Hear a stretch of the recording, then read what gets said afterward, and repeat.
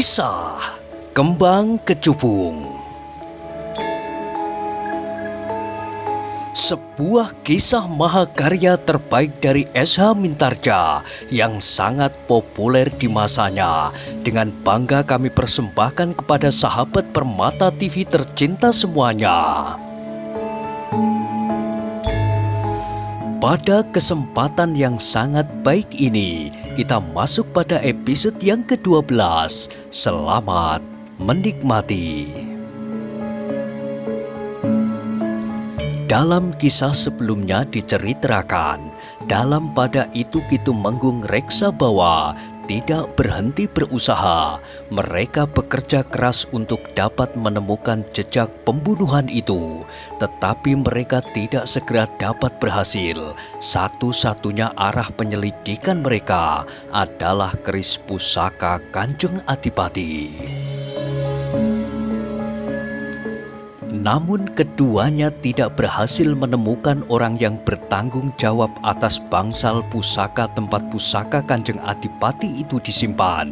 Mereka tidak menemukan orang itu di rumahnya.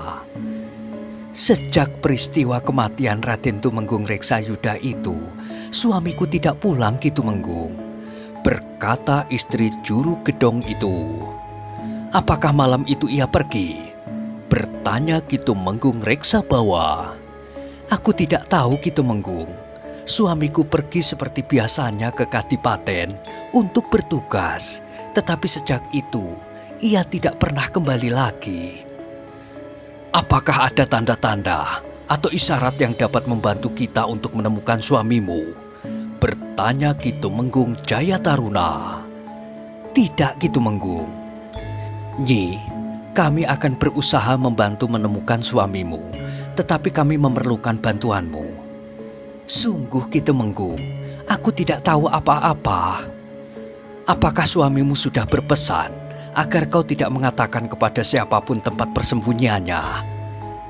Tidak Kitumenggung, seperti sudah aku katakan, malam itu ia pergi ke Kadipaten, tetapi suamiku itu tidak pernah kembali. Nyi, sebaiknya kau tidak berbohong, agar kau tidak ikut terlibat dalam persoalan ini. Sungguh Kitumenggung, aku tidak tahu apa-apa. Justru aku menjadi sangat gelisah bahwa suamiku tidak pulang. Baiklah, tetapi mungkin pada kesempatan lain, kami masih akan datang lagi kemari. Ketika keduanya meninggalkan rumah juru gedong itu, maka Kitumenggung Jayataruna pun berkata, Kakang, maaf jika kita berbeda pendapat. Aku semakin lama semakin yakin bahwa Kanjeng Adipati terlibat dalam pembunuhan ini. Kitumenggung Reksabawa menarik napas panjang. Katanya, aku masih belum berani mengatakan seperti itu, Adi. Aku tidak melihat kepentingannya Kanjeng Adipati membunuh Raden Tumenggung Reksayuda. Apalagi pada kedudukan Kanjeng Adipati yang sudah menjadi sangat kokoh seperti sekarang ini. Tidak Kakang, kedudukan Kanjeng Adipati mulai goyah. Karena itu, kita jangan ikut-ikut mengguncang kedudukan itu, Adi. Kita justru harus ikut berusaha menegakkan wibawa Kanjeng Adipati. Maaf Kakang, tetapi bukankah kita harus menegakkan kebenaran dan keadilan? Ya, ingat Adi, kebenaran dan keadilan.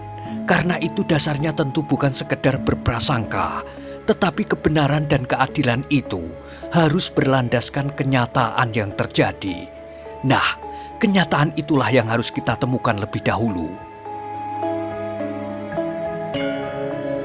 Kitumenggung Jayataruna mengangguk-angguk, katanya, Baik Kakang, kita akan berusaha menemukannya.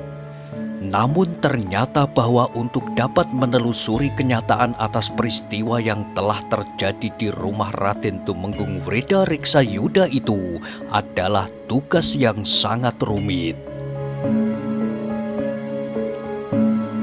Di rumah Kitumenggung Reksabawa masih saja selalu membicarakan tentang peristiwa yang mengejutkan itu. Setelah beberapa waktu Kakang mencoba menelusuri jejak pembunuhan ini, apakah masih belum ada tanda-tanda yang dapat menjadi petunjuk Kakang? Bertanya Nyi Tumenggung. Belum Nyi, semuanya masih gelap. Kakang Tumenggung memang harus telaten. Juru gedong itu telah hilang begitu saja Nyi. Sebenarnya ia merupakan salah satu sumber yang akan dapat dipergunakan sebagai alas penyelidikan. Agaknya orang itu telah terlibat Kakang. Mungkin orang itu telah mencuri salah satu pusaka Kanjeng Adipati dan menyerahkannya kepada orang lain. Kemudian untuk menghindarkan diri, orang itu telah bersembunyi. Istrinya juga merasa kehilangan Nyi. Jika ia dengan sengaja melibatkan diri dengan mendapat upah yang cukup banyak, ia tentu akan menghubungi istrinya untuk menikmati bersama upah dari pengkhianatannya itu. Bukankah istrinya dapat berpura-pura tidak tahu? Tetapi akibatnya akan dapat menjadi buruk sekali bagi istrinya. Lalu untuk apa juru gedong itu berkhianat jika akhirnya anak dan istrinya menjadi korban? Seandainya ia telah menerima uang banyak, apakah itu tidak berarti ia telah menjual anak dan istrinya? Nyi Tumenggung itu mengangguk-angguk. Tetapi satu hal yang sangat menarik perhatianku, Adi Tumenggung Jayataruna condong untuk menuduh Kanjeng Adipati terlibat dalam peristiwa ini. Alasannya? Karena perbedaan sikap. Mungkin juga karena tuntutan Raden Tumenggung yang tidak kunjung pudar atas kedudukan Adipati di Kadipaten Sendang Arum. Bukankah tidak ada tatanan dan paugeran yang dapat mendukung tuntutan Raden Tumenggung itu? Kenapa Kanjeng Adipati harus mengambil jalan pintas? Aku juga tidak percaya Nyi, kedudukan Kanjeng Adipati cukup kokoh. Namun dalam pada itu telah tersebar bisikan-bisikan halus yang menyudutkan Kanjeng Adipati. Hilangnya juru gedong juga telah menjadi bumbu dari bisikan-bisikan itu.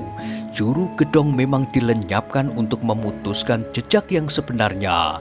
Kenapa keris itu sampai di dada Raden Tumenggung Wreda? Beberapa orang Demang telah terbius oleh bisikan-bisikan itu. Bahkan Ki Tumenggung Jayataruna pun semakin lama semakin meyakinkan para Demang bahwa Kanjeng Adipati justru menjadi dalang dari peristiwa ini. Di hadapan beberapa orang Demang, Ki Tumenggung Jayataruna berkata, "Aku telah kehilangan akal untuk mengusut perkara ini. Tidak ada jalur yang dapat aku tempuh agar aku dapat menemukan jejak terbunuhnya Ki Tumenggung Wreda Reksayuda. Namun bahwa keris itu adalah keris Kanjeng Adipati, serta latar belakang sikapnya, maka rasa-rasanya pantas jika aku mengarahkan pandangan mataku kepada Kanjeng Adipati." "Kenapa Kanjeng Adipati?" bertanya seorang Demang. "Kau dengar bahwa keris yang dipergunakan itu adalah keris Kanjeng Adipati. Kanjeng Adipati tentu berharap bahwa dengan demikian tidak seorang pun akan menuduhnya. Orang banyak tentu akan menganggap bahwa Kanjeng Adipati tidak terlalu bodoh mempergunakan pusakanya sendiri untuk melakukan pembunuhan." Para Demang itu mengangguk-angguk. Jalan pikiran Ki Tumenggung Jayataruna itu masuk di nalar mereka. Bisik-bisik itu semakin lama menjadi semakin keras. Beberapa orang telah mulai mengungkit cacat-cacat selama pemerintahan Kanjeng Adipati Wirakusuma di Sendang Arum. Tatanan pemerintahan yang dianggap kurang memberi kesempatan kepada anak-anak muda untuk mengembangkan pribadinya. Palungguh bagi para Demang dan bebahu yang terlalu sempit, pembagian banda desa yang kurang adil, karena menurut beberapa orang bebahu, hasil banda desa terlalu banyak yang harus dijadikan upeti, pajak yang tinggi dan tidak merata. "Harus ada perubahan di Kadipaten Sendang Arum," berkata seorang Demang. "Tetapi kita tidak mempunyai lagi orang yang pantas dan berhak untuk menduduki jabatan adipati di Kadipaten Sendang Arum sepeninggal Raden Tumenggung Wridareksayuda. Namun Ki Tumenggung Jaya Taruna itu pun berkata, ada orang yang dapat dan pantas untuk mengendalikan Sendang Arum meskipun tidak dipandang dari sisi keturunan. Siapa? Bertanya para demang. Ada 2 orang terbaik di Sendang Arum. Ya, siapa? Ki Tumenggung Reksabawa dan Raden Ayu Reksayuda. Seorang perempuan? Kenapa dengan seorang perempuan? Tetapi menurut paugeran di Sendang Arum, yang berhak memegang kekuasaan di Sendang Arum adalah seorang laki-laki. Seorang demang yang lain menyahut, jika demikian, bagaimana dengan Ki Tumenggung Reksabawa? Ia adalah seorang tumenggung yang telah memiliki pengalaman sebangsal, berpikir jauh dan bijaksana. Tetapi Ki Tumenggung adalah orang yang sangat lamban. Selain itu, Ki Tumenggung termasuk orang yang menentang pengampunan terhadap Raden Tumenggung Wridareksayuda. Jadi bagaimana menurut Ki Tumenggung Jaya Taruna? Aku justru meragukan kebersihan tangan Ki Tumenggung Reksabawa. Bahkan ada sepeletik dugaan, sekali lagi dugaan, bahwa Ki Tumenggung Reksabawa pantas dicurigai. Karena ia menentang pengampunan terhadap Raden Tumenggung Wrida. Antara lain demikian. Lalu kesimpulannya bagaimana menurut Ki Tumenggung Jaya Taruna? Ki Tumenggung Jaya Taruna menarik nafas panjang. Sebelum ia menjawab, seseorang telah bertanya, bagaimana dengan Raden Ayu Reksayuda? Ia seorang perempuan, desis seorang demang yang lain. Itu bukan soal, sahut Ki Tumenggung Jaya Taruna. Jika kita memang menginginkan Raden Ayu Reksayuda memegang kekuasaan di Kadipaten Sendang Arum, maka biarlah paugeran Kadipaten Sendang Arum yang disesuaikan. Jadi paugeran yang disesuaikan. Apakah itu tidak terbalik Ki Tumenggung? Bukankah tatanan dan paugeran itu harus dilaksanakan sesuai dengan bunyi serta makna yang terkandung di dalamnya? Siapakah yang telah membuat tatanan dan paugeran itu? Bertanya Ki Tumenggung Jaya Taruna. Tentu para pemimpin Sendang Arum. Nah, apa bedanya jika para pemimpin Sendang Arum sekarang membuat atau memperbaharui tatanan dan paugeran itu? Bukankah mereka juga berhak melakukannya sebagaimana para pemimpin yang terdahulu? Apalagi peristiwa dan persoalan-persoalan yang dihadapi Sendang Arum sekarang sudah berbeda dengan masa lalu, sehingga tatanan dan paugeran pun harus disesuaikannya pula. Para demang mengangguk-angguk, sebagian besar dari mereka mengiyakannya.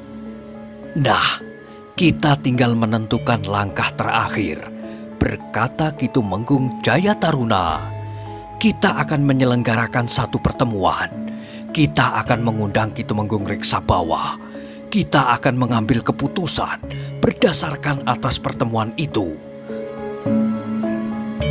Apa yang akan kita bicarakan dalam pertemuan itu, Ki Tumenggung? Kita akan menentukan siapakah yang bersalah sehingga Raden Tumenggung Reksayuda meninggal justru pada saat ia pulang dari pengasingan. Bagaimana kita dapat menentukan jika sampai hari ini Ki Tumenggung tidak berhasil mengusut dan menemukan bukti-bukti siapakah yang bersalah? Ada satu bukti, keris itu. Kemudian berdasarkan atas keyakinan kita, jika kita semuanya yakin, maka keyakinan kita itu akan menentukan. Para demang itu mengangguk-angguk. Kita siapkan prajurit. Aku sudah berbicara dengan para senopati yang mempunyai kecerdasan berpikir, serta kalian para demang. Agaknya waktunya sudah cukup masak untuk menentukan sikap. Kita akan memberontak. Bukan memberontak, tetapi kita akan meluruskan jalannya pemerintahan di Sendang Arum. Ya, sahut seorang demang. Aku sudah siap. Para demang yang lain pun telah menyatakan kesiagaan mereka pula. besok pada akhir pekan kalian akan diundang untuk berkumpul. Di mana? Kita akan berkumpul di rumah Raden Ayu Reksayuda lepas senja. Hati-hati, jangan menarik perhatian. Sementara itu, siapkan orang-orang kalian di luar dinding kota. Sementara itu, para senopati akan menyiapkan prajurit-prajuritnya. Kita sudah tidak mempunyai pilihan lain. Baik Kitumenggung, jawab para Demang hampir berbarengan. Dengan demikian, maka Kitumenggung Jayataruna telah mempengaruhi seisi kadipaten. Kepada beberapa orang senopati, Kitumenggung juga berhasil meyakinkan mereka bahwa yang telah membunuh Kitumenggung Wreda Reksayuda adalah Kanjeng Adipati, meskipun mungkin mempergunakan tangan orang lain. Di waktu yang telah ditentukan, maka telah berlangsung pertemuan di rumah Raden Ayu Reksayuda. Para Demang dan para senopati yang berhasil dipengaruhi oleh Kitumenggung Jayataruna telah hadir. Sedangkan di antara mereka yang telah hadir, terdapat pula Kitumenggung Reksabawa. Namun agaknya Kitumenggung Reksabawa tidak mengetahui dengan pasti apa yang akan dibicarakan dalam pertemuan itu. Ketika semuanya yang diharapkan hadir sudah datang, maka Raden Ayu Reksayuda yang ternyata memimpin pertemuan itu berkata kepada Kitumenggung Reksabawa, "Kakang Tumenggung, kami mohon Kakang Tumenggung malam ini datang di pertemuan ini untuk mendengarkan tangis dan sesambat kami yang menginginkan keadilan diluruskan di Sendang Arum." Aku masih belum mengerti maksud dari pertemuan ini, Raden Ayu. Kakang, sudah sekian lama Kang Mas Tumenggung Wreda Reksayuda terbunuh, tetapi masih belum nampak titik-titik terang siapakah yang sebenarnya bersalah. Kami, maksudku aku dan Adi Tumenggung Jayataruna sudah berusaha sejauh yang dapat kami lakukan, Raden Ayu. Tetapi masih belum sampai pada sasaran. Tidak ada petunjuk-petunjuk yang dapat menuntun kami. Juru gedong yang bertugas di bangsal pusaka itu hilang tanpa bekas. Aku percaya kepada Kakang Tumenggung Reksabawa yang sudah bekerja keras untuk menemukan pembunuh Kang Mas Reksayuda. Tetapi sampai sekarang, Kakang Tumenggung masih belum menemukannya. Sementara itu, Kanjeng Adipati nampaknya masih tetap tenang-tenang saja. Apakah kita tidak tanggap akan hal itu? Apa yang dilakukan oleh Kanjeng Adipati? Kanjeng Adipati sudah menyerahkan pengusutan ini kepada kami berdua, aku dan Adi Tumenggung Jayataruna. Beberapa kali Kanjeng Adipati sudah menanyakan kepada kami, kepadaku dan kepada Adi Jayataruna, tetapi kami masih belum dapat mengatakan apa-apa, sehingga kelambanan ini sebenarnya adalah karena ketidakmampuan kami berdua. Kakang, berkata Kitumenggung Jayataruna, aku mengerti apa yang Kakang maksudkan. Tetapi kita tidak dapat terombang-ambing oleh ketiadaan bukti, dan saksi dapat berpegang pada satu-satunya bukti yang ada, yaitu keris yang tertinggal di dada Raden Tumenggung Reksayuda. Keris itu adalah pusaka Kanjeng Adipati. Selanjutnya keyakinan kami bahwa Kanjeng Adipati adalah salah seorang yang paling berkepentingan untuk meniadakan Raden Tumenggung Reksayuda. Kenapa kau dapat berkata seperti itu, Adi Tumenggung? Ada beberapa alasan, Kakang.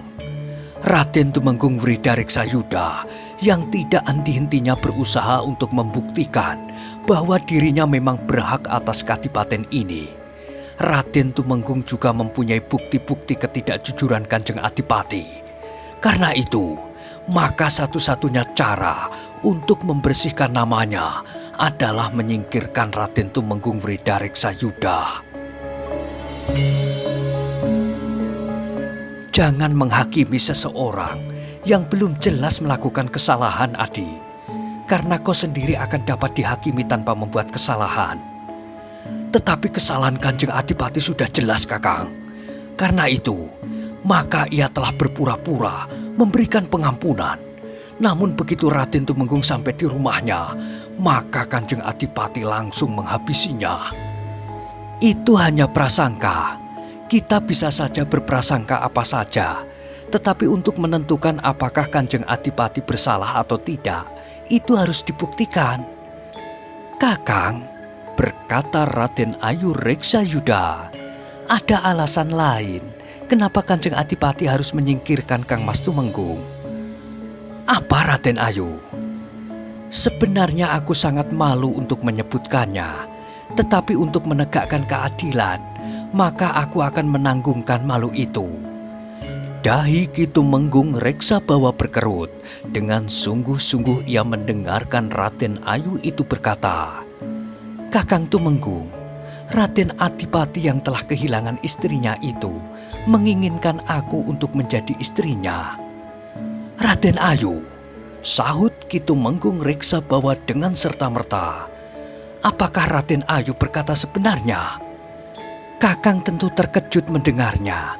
Bahkan para Demang dan saudara-saudara yang lain pun tentu akan terkejut pula. Juga Kakang Tumenggung Jaya Taruna. Tetapi inilah yang terjadi, Kakang. Raden Ayu Reksayuda itu menutup wajahnya dengan kedua belah telapak tangannya. Air matanya meleleh di sela-sela jari-jarinya yang lentik, yang dihiasi oleh beberapa buah cincin yang indah bermata berlian. Ki Tumenggung Reksabawa menarik nafas panjang. Sementara itu Raden Ayu Reksayuda tidak dapat menahan isak tangisnya. Di sela-sela isaknya Raden Ayu itu berkata terbata-bata, Kakang, aku merasa bahwa harga diriku sudah terinjak oleh nafsu yang menyala di dada Kanjeng Adipati Wirakusuma. Hampir saja terjadi peristiwa yang akan menjadi cacat, bukan saja bagi Kanjeng Adipati sendiri, tetapi juga bagi Kadipaten Sendang Arum. Jika peristiwa itu terjadi, maka Sendang Arum akan menjadi negeri yang bernoda. Itu sudah keterlaluan, Raden Ayu, geram Ki Tumenggung Jaya Taruna. Jika demikian semuanya sudah jelas, berkata seorang Demang, tidak sia-sia aku membawa anak-anak mudaku dengan senjata di tangan mereka.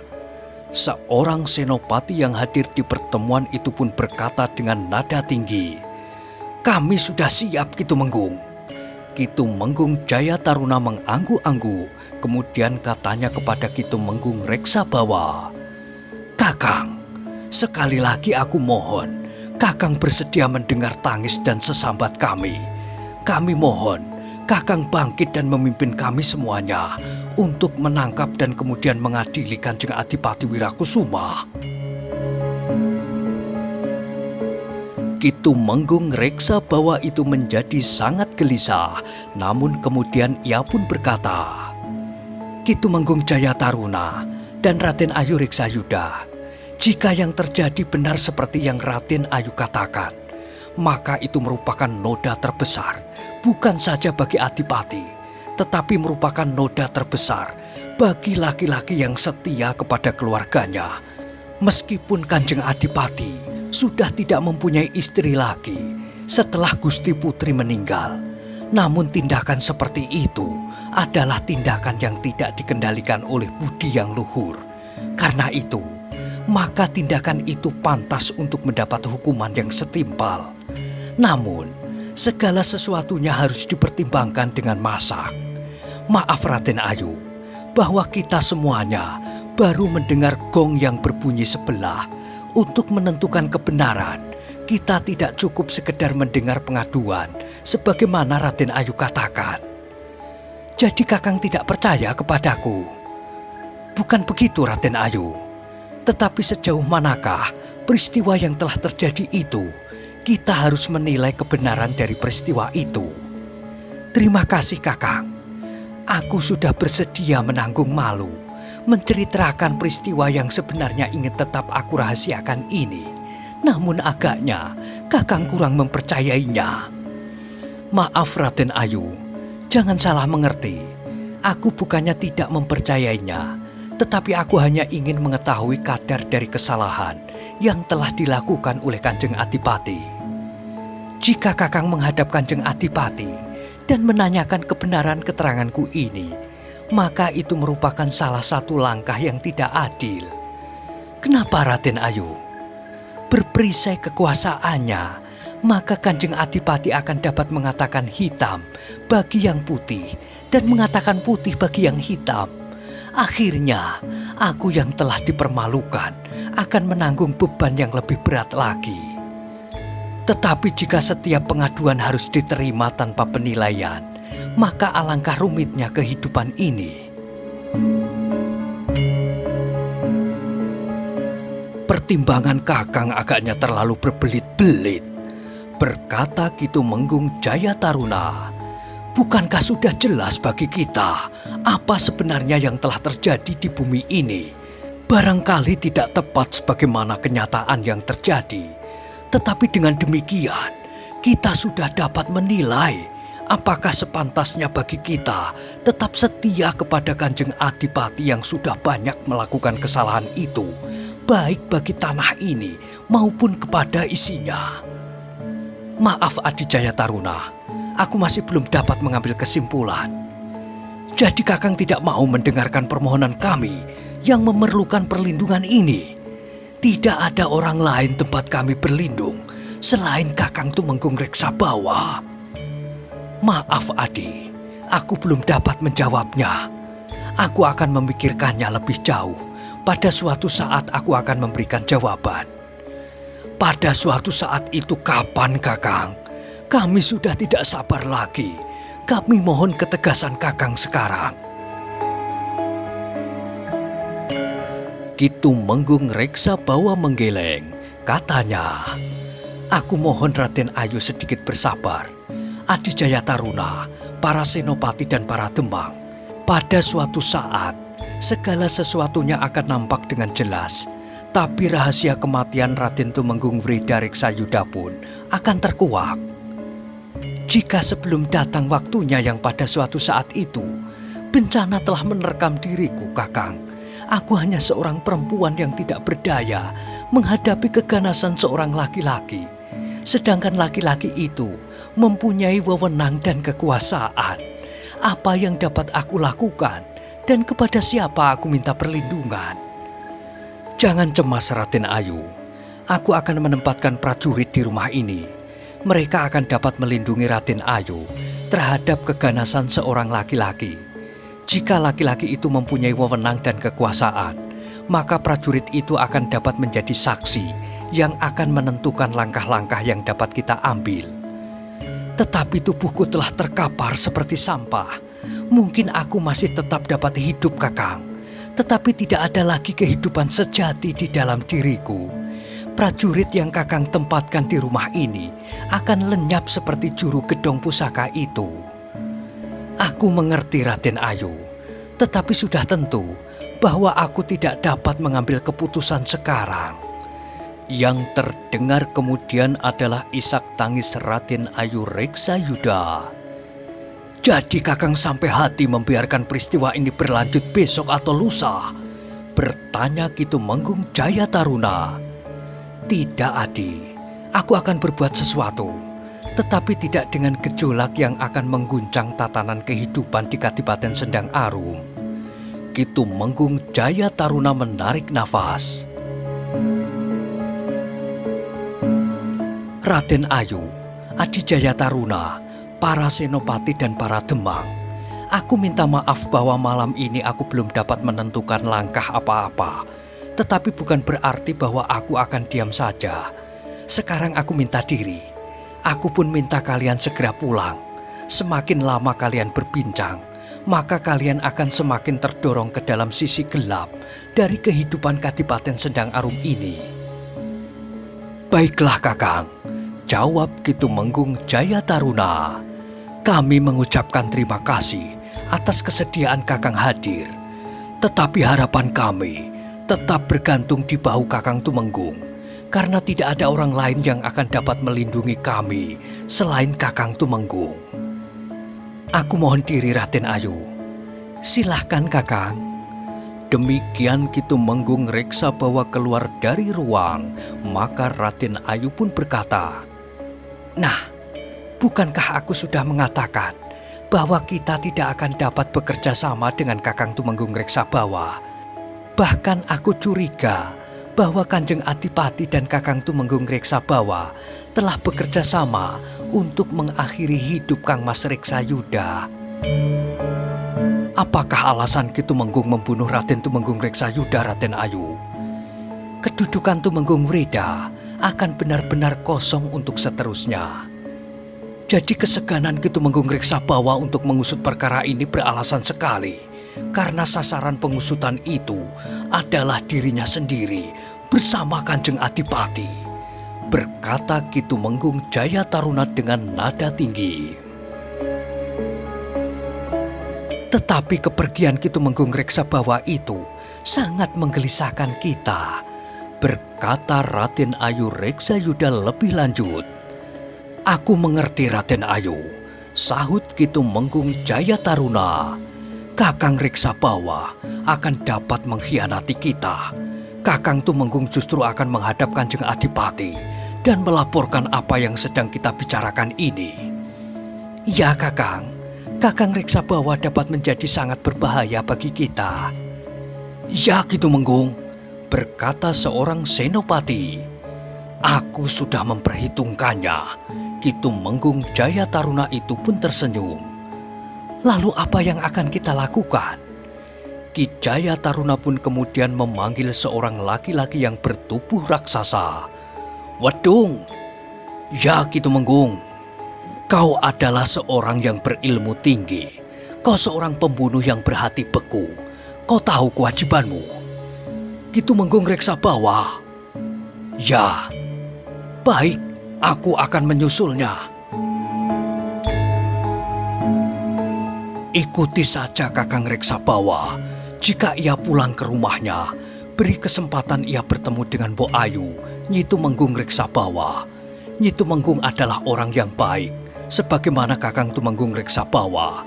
Tetapi dalam persoalan ini, sayang sekali bahwa kebaikan Kakang Reksabawa itu sebagai seorang sahabat tidak dapat menyelamatkan nyawanya. Lalu, apa yang harus aku lakukan jika Ki Tumenggung itu pulang?" "Kau memang dungu. Kau harus dituntun langkah demi langkah. Bukankah kau dapat berbuat apa saja yang baik menurut pendapatmu untuk menyelesaikan tugasmu? Kau dapat menemui Kakang Tumenggung Reksabawa dan mengatakan kepadanya bahwa Kakang Tumenggung dipanggil oleh Kanjeng Adipati. Tetapi Ki Tumenggung Reksabawa tadi melihat aku berada di sini. Biarlah 2 orang prajurit menyertaimu. Merekalah yang akan mengatakan kepada Ki Tumenggung bahwa Ki Tumenggung dipanggil oleh Kanjeng Adipati. Ada masalah gawat yang akan dibicarakan. Nah, bertiga kalian akan menyelesaikannya." "Kenapa harus bertiga? Ki Tumenggung Jayataruna telah merendahkan derajatku sebagai seorang pembunuh yang berhati beku. Aku dapat melakukannya sendiri jika kedua orang prajurit itu sudah berhasil memancing Ki Tumenggung Reksabawa untuk keluar dari sarangnya. Aku tidak memerlukan bantuan orang lain." Ki Tumenggung Reksabawa adalah seorang prajurit yang berilmu tinggi. Apakah Ki Tumenggung Jayataruna tidak percaya kepadaku? Tidak ada seorang pun di Sendang Arum yang dapat mengalahkan aku, kecuali satu hal yang dapat memaksa aku tunduk. Apa itu? Uang. Edan kau Wedung, tetapi jangan sombong. Kalau perutmu dikoyak oleh ujung senjata Kakang Tumenggung Reksabawa, jangan menyalahkan orang lain. Wedung tertawa, sementara itu Ki Tumenggung Jayataruna membentaknya. "Cepat, jangan kehilangan jejak." "Baik Ki Tumenggung." Ki Tumenggung Jayataruna itu pun kemudian berkata kepada seorang rangga yang berkedudukan sebagai seorang senopati sekelompok prajurit dari pasukan khusus, perintahkan 2 orang prajuritmu untuk pergi menemui Kakang Tumenggung Reksabawa. Beritahu apa yang harus mereka lakukan. Baik, Ki Tumenggung. Beberapa saat kemudian, 3 orang berjalan dengan tergesa-gesa menelusuri jalan setapak menuju rumah Ki Tumenggung Reksabawa. Mereka memang memperhitungkan bahwa Ki Tumenggung Reksabawa tentu akan pulang lebih dahulu. Kedua orang prajurit pilihan itu juga sudah diberitahu oleh senopatinya yang juga mengenal Ki Tumenggung Reksabawa dengan baik bahwa Ki Tumenggung adalah prajurit yang pilih tanding, sehingga karena itu maka mereka harus berhati-hati. Nah, bagaimanakah kisah selanjutnya? Silahkan ikuti terus Kisah Kembang Kecubung pada episode berikutnya. Sampai jumpa.